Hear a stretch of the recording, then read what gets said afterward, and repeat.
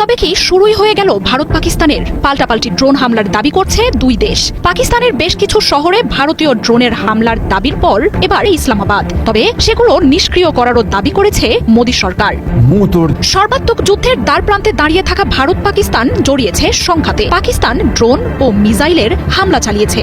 ভারতের 15টি শহর, কাশ্মীর, পাঞ্জাব ও গুজরাটের শহরগুলোকে এই হামলায় টার্গেট করা হয়। মূলতে পাকিস্তানের এমন হামলা দেশ দুটিকে সর্বাত্মক যুদ্ধের দিকে ঠেলে দিচ্ছে বলে জানাচ্ছেন বিশ্লেষকরা। লাইন অফ আক্রমণ চালাচ্ছে বলে জানিয়েছে ভারত। উড়ি, পুঞ্চ, রাজৌরি সেক্টরগুলোতে চলছে তুমুল লড়াই। আসছে হতাহতের খবরও। অপারেশন সিঁদুরের জবাবে ভারতের সামরিক স্থাপনাগুলোকে লক্ষ্য করে হামলার কথা সেই নিয়ে কোনো তথ্য না থাকায় পাগলপ্রায় ড্রোন ও আকাশ প্রতিরক্ষা ব্যবস্থা জোরদার করেছে ভারত। হাই অ্যালার্টে সশস্ত্র বাহিনী। দেশবাসীকে আশ্বস্ত করতে মোদীর সরকার বলছে, ক্ষয়ক্ষতির শঙ্কায় এখন তোলপাড় চলছে সরকারে। জনসমর্থন আদায়ে দফায় দফায় বিরোধী দলগুলোর সাথে বৈঠকে বসছে নরেন্দ্র মোদীর সরকার। বলছে, বিরোধ বাদ দিয়ে এখন দেশবাসীর এক থাকার সময়।